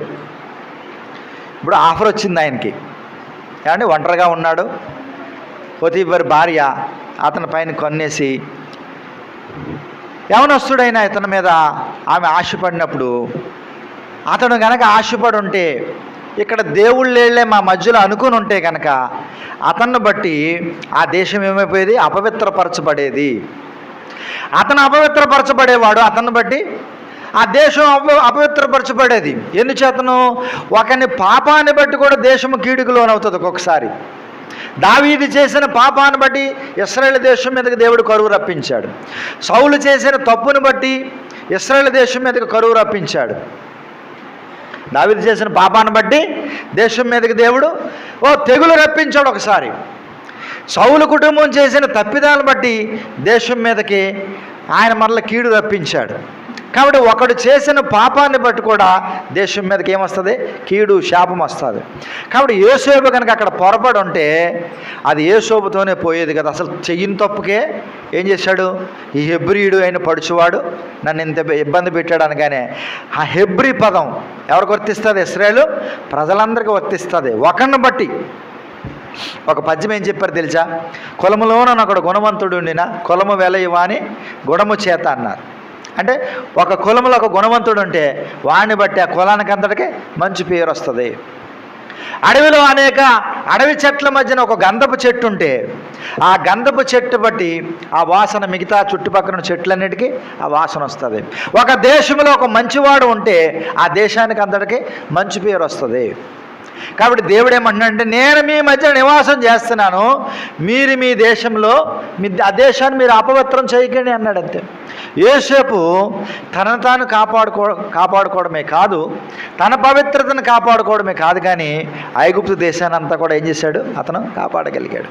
అందుకనే యోసేపుని దేవుడు ఐగుప్తుకి అధికారిగా చేశాడంతే. ఇందా చదివా లేవీకాండంలో, మీరు విగ్రహాలను చేసుకోకూడదు, ఎందుకంటే నేను మీ మధ్యన నడుస్తున్నాను అన్నాడు అక్కడ. అంటే విగ్రహాలను బట్టి కూడా మనకి అపవిత్రత వస్తుంది. ఇప్పుడు షడ్రకు మేషకు అబేద్నెగో ఉన్నారండి. షడ్రకు మేషకు అబేద్నెగో ఉన్నారు. వారు పరాయి దేశంలో ఉన్నా కానీ వారు ఎలా ఫీల్ అయ్యారు? మన మధ్యన, మా మధ్యలో ఎవరున్నారు? దేవుడు ఉన్నాడు కాబట్టి మమ్మల్ని మేము అపవిత్ర పరుచుకోమన్నారు. అంతే. వారి దేహాన్ని, ఆత్మని అపవిత్రపరచుకోకూడదని ఏమన్నా, అయ్యా రాజు భోజనం మాకు అవసరం వద్దు, మాకు శాఖ ధాన్యాదులు పెట్టండి, కాయగూరలు పెట్టండి అన్నారు. కాబట్టి వారు మధ్యన ఉన్నాడని వారు నమ్మారు. కాబట్టి వారు అగ్నిగుండంలో ఉన్నప్పుడు ఎవరు వచ్చారు చెప్పండి? వారి మధ్యలోనికి దేవుడు దిగి వచ్చి కనపడ్డాడు. అర్థమవుతుందా నా పాయింట్? వారు పరదేశంలో ఉన్నారండి. వారు కనుక ఇలా ఫీల్ అయ్యి ఉండకపోతే, దేవుడు మా మధ్యనే ఉన్నాడు అనుకోకపోతే, అయినా మాస్కం రండి, రాజుగారి భోజనం వడ్డించండి అందరూ. అంతే. వాళ్ళు ఎలా ఫీల్ అయ్యారు? వాళ్ళ తల్లిదండ్రులు ఎలా ట్రైనింగ్ ఇచ్చారంటే, ఎవరు అబ్బాయి దేవుని మందసం మన మధ్యలో ఉంటే దేవుడు మనతో ఉన్నట్టే లెక్క. వారు ఇంకా ఎలా చెప్పారంటే, మనం ఎక్కడ ఉన్న దేవుడు మన మధ్యలో ఉన్నట్టే లెక్క. ఇద్దరు ముగ్గురు నా నామాన్ని ఎక్కడ కూడి ఉంటారు అక్కడ దేవుడు ఉంటాడంతే అన్నారు. అంతే. అందుకని వీళ్ళు ఎలా ఫీల్ అయ్యారు? మేము ముగ్గురమున్నా నలుగురమున్న దేవుడు మా మధ్యన ఉన్నాడు కాబట్టి మమ్మల్ని మేము అపవిత్రపరుచుకోము అనుకున్నారు. కాబట్టి వీళ్ళకి ఆపద వచ్చినప్పుడు అగ్నిగుండంలో వారి మధ్యకి దేవుడు దిగి వచ్చి వారిని కాపాడాడు. నలుగురు కలిసి ఆపద వచ్చినప్పుడు దానియేలుతో సహా, దానియేలు, షడ్రకు మేషకు అబేద్నెగో నలుగురు ప్రార్థన చేశారు. కాబట్టి దానియేలుని సింహము బోనులో పడేసినప్పుడు, గుహలో పడేసినప్పుడు సింహాల మధ్యకు వెళ్ళి దానియేలుని దేవుడు రక్షించాడు. కాబట్టి అండి, వారి దేహాన్ని కాపాడుకొని ఆ దేశాన్ని వారు పవిత్రంగా కాపాడారు. అది మనం కూడా దేవుడు మన మధ్యన ఉన్నాడని గుర్తించాలి. దేవుడు మనలో ఉన్నాడని గుర్తించాలి. మనతో ఉన్నాడని గుర్తించాలి. ఒక భయం కలిగి ఉండాలి. భయం లేకపోతే ఏలీ కుమారులకు పట్టిన గతే మనకి పట్టుద్దేమో, అవగాహన కలిగి ఉండాలి. యోసేపు దూర ప్రదేశంలో ఒక్కడే ఉన్నా, ఒంటరిగా ఉన్నా, అవకాశాలు వచ్చినా దేవుడు మా మధ్యన ఉన్నాడని గుర్తించాడు. కాబట్టి యోసేపు ఆశీర్వదించబడ్డాడు. అందుకని అన్నాడు, మీరు ఏ దేశంలో ఉంటారో ఆ దేశాన్ని మీరు అపవిత్రపరచకండి అన్నాడు. ఇశ్రాయేలు ప్రజలందరూ ఒకసారి షిత్తీములో అక్కడికి వెళ్ళేదానికి మోయాబు స్త్రీలు ఉన్నారంట. అక్కడ చూడండి, ఆ సందర్భం చదివి ముగిద్దాం వాక్య భాగాన్ని. సంఖ్యాకాండం చూడండి, సంఖ్యాకాండం 25వ అధ్యాయం చూడండి. ఇశ్రాయేలీయులు షిత్తీములో దిగి ఉండగా ప్రజలు మోయాబు రాణితో వ్యభిచారం చేయసాగిరి. ఆ స్త్రీలు తమ దేవతల బలులకు ప్రజలను పిలువగా వీరు భోజనం చేసి వారి దేవతలకు నమస్కరించిరి. అట్లు ఇశ్రాయేలీయులు ఈ బయలుపెయ్యరుతో కలుసుకున్నందున వారి మీద యెహోవా కోపము రగులుకొనెను. చూడండి, ఆయన ఏం చెప్పాడు? నేను మీ మధ్యన ఉంటాను, మీరు ఏ దేశంలో ఉన్నా మీరు ఆ దేశాన్ని అపవిత్రం చేయకండి అని ఆయన చెప్పాడు. వీళ్ళు ఏం చేస్తున్నారు? ఒక కొత్త దేశానికి వెళ్ళేడికి కొత్త అమ్మాయిలు కనిపించారు. కొత్త అమ్మాయిలు కనబడింది అమ్మాయి అంటే ఒక్కొక్కడు వెళ్ళి పాపం చేస్తూ ఉన్నారు, వ్యభిచారానికి అలవాటు పడిపోయారు. దేవుడు మా మధ్యన ఉన్నాడు, మందసం మా మధ్యలో ఉన్నదన్న సంగతే మర్చిపోయారు వాళ్ళు. అది గుర్తుపెట్టుకోండి. వీళ్ళు షిత్తీములో ఉన్నారనేది అర్థం ఏంటండి? ఇంకా కనాను వెళ్ళలేదు కదా, దేవుని మందసాన్ని మందిరంలో పెట్టలేదు కదండి. దేవుని మందసం కూడా ఎక్కడ ఉంది? వారి మధ్యలోనే ఉంది కదా. దేవుని మందసం వారి మధ్యలో ఉన్నప్పుడు దేవుడు ఉండడం వారి మధ్యన. కానీ వీళ్ళు మరిచిపోయారంతే, మరిచిపోయారంతే. దేవుడు మా మధ్యన ఉన్నాడనే సంగతే మర్చిపోయి ఒక కొత్త దేశం వెళ్ళగానే కొత్త పిల్లలు కనపడగానే ఎర్రగా బుర్రగా ఏం చేశారండి? మోయాబు రాణితో వ్యభిచారం చేయసాగిరి అన్నాడు. కింద చదువుదాం చూడండి, 8వ వచనం, లేదా పైనుంచి చదువుకుంటూ వద్దాం, మనకు అర్థమవుద్ది. 3వ వచనం 25:3. అట్లు ఇశ్రాయేలీయులు బయలుపేరుతో కలుసుకున్నందున వారి మీద యెహోవా కోపము రగులుకొనెను. అప్పుడు యెహోవా మోషేతో ఇట్లనెను, నీ ప్రజల అధిపతులందరినీ తోడుకొని యెహోవా సన్నిధిని సూర్యునికి ఎదురుగా వారిని ఉరి తీయము. ఏమన్నాడండి? దేవుడు క్షమిస్తాడా? ఏమన్నాడు? ఉరి తీయమన్నాడు. అప్పుడు యెహోవా కోపాగ్ని ఇశ్రాయేలు మీద నుండి తొలగపోవనని చెప్పాను. కాబట్టి మోషే ఇశ్రాయేలు న్యాయాధిపతులను పిలిపించి మీలో ప్రతివాడును బయలుపేరుతో కలుసుకొని తన వశములోని వారిని చంపవాలని చెప్పాను. ఇదిగో మోషే కన్నుల ఎదుటను, 6వ వచనం చదవండి అందరూ. ఇదిగో మోషే కన్నుల ఎదుటను ప్రత్యక్షపు గుడారం యొక్క ద్వారమునద్ద ఏడ్చుచుండిన ఇశ్రాయేలీయుల సర్వ సమాజం యొక్క కన్నుల ఎదుటను ఇశ్రాయేలీయులలో ఒకడు తన సహోదరుల యొద్దకు ఒక మిద్యాను స్త్రీని తోడుకొని ఎవరిని తీసుకొచ్చాడండి? ఎవరిని తీసుకొచ్చాడు? ఏ దేశం స్త్రీ అమ్మ? మిద్యాను స్త్రీ. అప్పటికే దేవుని కోపం వాళ్ళ మీద ఉంది. ఒక్కొక్కడిని ఉరిదీయండి అన్నాడు. దేవుని కోపం ఉంది. మోషేతో చెప్పాడు వాడిని ఉరిదీయండి అని చెబితే, ఎవరైతే మీ వశంలో ఉంటారో వారిని ఉరిదీయమని చెబితే ఆయన కోపాగ్ని రగులుకుంటే వీడికి అసలు భయం ఉందండి? వీడికి అసలు భయం ఉందా? ఒకడు అని రాశాడు, వాడి పేరు కూడా రాశాడు కింద. ఒకడు ఏం చేశాడంటే ఇశ్రాయేల్లో ఒకడు మిద్యాను స్త్రీని ఎక్కడా? వాళ్ళ కళ్ళు ఎదురుకుండానే వారి మధ్యలోనే. మళ్ళా చూద్దాం చూడండి మాట, 6వ వచనం. ఇదిగో మోషే కన్నుల ఎదుటనంటే దేవుని సేవకుడు అంటే భయం ఉందా? ఇంకేంటి? ప్రత్యక్షపు గుడారం యొక్క ద్వారమునద్ద ఏడ్చుచుండిన ఇశ్రాయేలీయుల సర్వ సమాజం యొక్క కన్నుల ఎదుటను. ఇలా చూడండి, ఓ పక్కన తెగులు వచ్చి చచ్చిపోతున్నారు, ఓ పక్కన ఉరిదీస్తున్నారు. ఉరిదీస్తామంటే ఆ మందిరం దగ్గర పడి ఏడుస్తున్నారు ఇశ్రాయేలు సర్వ సమాజం. మిగిలిన వాళ్ళందరూ ఏం చేస్తున్నారు? ఏడుస్తున్నారు. సేవకుడు ఏడుస్తున్నారు. వీళ్ళందరూ ఏడుపులతో దుఃఖాలతో వీళ్ళుంటే వీడికి ఎంత జలసా కావాల్సి వచ్చిందో చూడండి. వీడికి దేవుని సేవకుడు అంటే భయం లేదు, దేవుని ప్రజలంటే భయం లేదు, అసలు దేవుడు అంటేనే భయం లేదు వీడికి. ఏం చేశాడు వీడు? ఇశ్రాయేలులో ఒకడు వెళ్ళి మిద్యాను స్త్రీల్లో ఒక స్త్రీని తీసుకుని వచ్చేసాడు అంటాడు. ఒక స్త్రీని తీసుకుని వస్తే చూడండి 7వ వచనం. యాజకుడైన అహరోను మనవడును ఎలియాజరు కుమారుడైన ఫీనెహాసును చూచి సమాజం నుండి లేచి ఈటె చేత పట్టుకుని పడక చోటికి ఆ ఇశ్రాయేలుని వెంబడి వెళ్ళి ఆ ఇద్దరిని అనగా ఆ ఇశ్రాయేలుని ఆ స్త్రీని కడుపులో గుండా దూసుకొని పోనట్లు పొడిచాను. అప్పుడు ఇశ్రాయేలు నుండి ఆ తెగులు నిలిచిపోయాను. చూడండి, భయం ఉంది వీడికి. అసలు చావు కొని తెచ్చుకున్నాడు. ఏలీ కుమారులు ఏం తెచ్చుకున్నారండి? చావే కొని తెచ్చుకున్నారు. తర్వాత ఇక్కడ వీడికి కూడా భయం లేదు. మోషే కన్నులు ఎదుట, ఇశ్రాయేలు సర్వ సమాజం ఎదుట, పైగా వాళ్ళు ఏడుస్తున్నారు. వాళ్ళు ఏడుస్తుంటే వీడికి సుఖం కావాల్సి వచ్చింది. మిద్యాను స్త్రీని తీసుకుని గుడారంలోకి వెళ్ళిపోయాడు. అంతే, గుడిసెలో పట్టుకెళ్ళిపోయాడు ఒక అమ్మాయిని పట్టుకుని. ఒకడికి చాలా కోపం వచ్చింది, పౌరుషం వచ్చింది. ఒక ఈటి పట్టుకెళ్ళాడు. అమ్మాయి అబ్బాయికి ఒకేసారి దిగేలాగా వాళ్ళని పొడిచాడంట. అప్పుడు ఇశ్రాయేలు నుండి తెగులు నిలిచిపోయాను. 24,000 మంది తెగులు చేత చనిపోయారు. అప్పటికి ఎంతమంది చచ్చిపోయారు? 24,000 మంది అప్పటికే చనిపోయారు. అప్పటికి దేవుని కోపం చల్లారింది. అలా ఉంటుందండి. దేవుడు మన మధ్యన ఉన్నప్పుడు మనం పాపం చేస్తే, మన పాపం మిక్కిలిదైపోతే, మన దుర్మార్గులం అయిపోతే దేవుని కోపం అలా ఉంటుంది. అందుకేమన్నాడు చూడండి, అప్పుడు యెహోవా మోషేకు ఇలాగ ఆజ్ఞ ఇచ్చాను. లేదు 11వ వచనం చదువుదాం. వారి మధ్యను, ఎక్కడండి? వారి మధ్యను నేను వారవలేని దానిని తాను వారవలేకపోవటం వలన ఇశ్రాయేలుల మీద నుండి నా కోపం మళ్లించను కనుక నేను వారవలేకయుండి ఇశ్రాయేలును నశింప చేయలేదు. కాబట్టి దేవుడైతే ఈ చండాలు పని చేసేది ఎవడని అనుకున్నాడో, ఇశ్రాయేలులో ఒక మంచి వ్యక్తి ఒక లేచాడు. యాజకుల సంతతిలోంచి వచ్చినవాడు లేచి వాళ్ళని ఎప్పుడైతే చంపాడో దేవుడు శాంతించాడంట. నేను చేద్దాం అనుకున్న పని ఎవడు చేశాడు? ఆడు చేశాడు కాబట్టి తెగిలేపాడంట. ఆ పని చేసినాడు ఎవడు? దుర్మార్గుడు. ఆడి పేరు రాశాడు చూడండి, ఆడు గొడవ కింద ఉంటుంది. 14వ వచనం. చంపబడిన వాని పేరు జిమ్రీ, అతడు షిమ్యోనీయులలో తన పితరుల కుటుంబమునకు ప్రధాని అయిన సాలు కుమారుడు. ఎవడంటే నీడు? ఏమంటే షిమ్యోనీయుల్లో 12 మంది గోత్రాల్లో రూబేను షిమ్యోను కదా, ఆ షిమ్యోనీయుల గోత్రాల నుంచి వచ్చిన ఒక ప్రధాని కుమారుడు. ఎవడో? జిమ్రీ. పేరేం పేరు? ఆడి పేరు అంత అందంగా ఉందో చూడండి, జిమ్రీ. చచ్చిపోయినాడు పేరు. చచ్చిపోయిన ఆడవాడి పేరు ఏం పేరు? చదువుదాం చూడండి. చంపబడిన స్త్రీ పేరు కొజ్బీ. ఏంటి?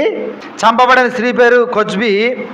ఆమె చదవండి, ఎవరి కుమార్తె అండి? సరే, సూరు కుమార్తె. అతడు మిజ్జానీలలో ఒక గోత్రమునకు తన పితరుల కుటుంబమునకు ప్రధాని అయి, ఇప్పుడు ఎవరెవరి పిల్లలు చెప్పండి? తప్పు చేసిన వాళ్ళు ఎవరి పిల్లలండి? ఇశ్రాయేలు పిల్లల్లో షిమ్యోను గోత్రంలో ఒక ప్రధాని కొడుకు ఆడు. మిజ్జాను గోత్రాల్లో ఒక ప్రధాన కుమార్తె ఈవిడి. ఇంకా తీర్పు ఎవరు తీరుతారు చెప్పండి వీళ్ళకి? ఈమె ఒక ప్రధాని, పేరు మోసిన కుటుంబీకులో ఉన్నాడు ఒక ప్రధాన కుమార్తె ఆమె. ఇశ్రాయేలు కుమారుల్లో షిమ్యోను ప్రధానుల్లో కుమారుడు జిమ్రీగాడు. చెప్పొద్దా తల్లిదండ్రులు భయం? ఎరా దేవుడు ఏమని చెప్పాడురా మనకి? మీలో నివాసం ఉంటున్నాను, దేశాన్ని అపవిత్రపరచకూడదని చెప్పాడు కదా దేవుడు. ఎందుకు ఈ పని? తండ్రి ముందు తెగించాలి కదా. దేవుని సేవకుడు ఒకడు లేచి వాడి మధ్యలో, కాబట్టి దేవుడు మన మధ్యన నడుస్తూ ఉన్నాడు. దేవుడు మన మధ్యన ఉన్నాడు కాబట్టి భయం కలిగి ఉండాలి. దేవుడు మన మధ్యలో నివసిస్తున్నాడు కాబట్టి దేశాన్ని మనం అపవిత్రం చేయకూడదు. దేవుడు మన మధ్యలో నడుస్తున్నాడు కాబట్టి మనం విగ్రహారాధన చేయకూడదు. గుర్తుపెట్టుకుంటారు 3 మాటలు అని చెప్పాను. 3 మాటల్లో గుర్తుపెట్టుకోండి. దేవుడు మన మధ్యన ఉన్నాడు, దేవుడు మన మధ్యన నివసిస్తున్నాడు, దేవుడు మన మధ్యన నడుస్తున్నాడు. సరే, దేవుడు మన మధ్యన ఉన్నాడు కాబట్టి మనం ఏం చేయాలి? భయం కలిగి జీవించాలి. దేవుడు మన మధ్యన నివసిస్తున్నాడు కాబట్టి దేశాన్ని మనం అపవిత్రము చేయకూడదు. దేవుడు మన మధ్యన నడుస్తున్నాడు కాబట్టి విగ్రహారాధన చేయకూడదు. దేవుడు తన వాక్యం మన కొరకు దీవించుగాక. వందనాలండి.